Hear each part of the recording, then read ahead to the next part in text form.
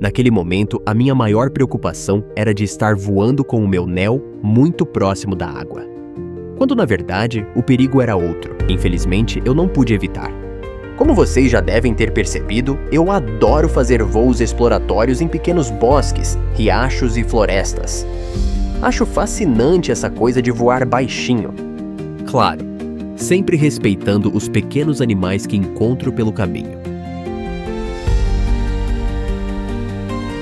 Você tem um DJI NEO ou outro drone e já passou por algo parecido? Será que o meu NEO foi forte o suficiente para não cair? Ou será que o pequeno drone desabou de vez nesse lindo riacho de água límpida e estragou? Assista até o final e deixe o seu comentário.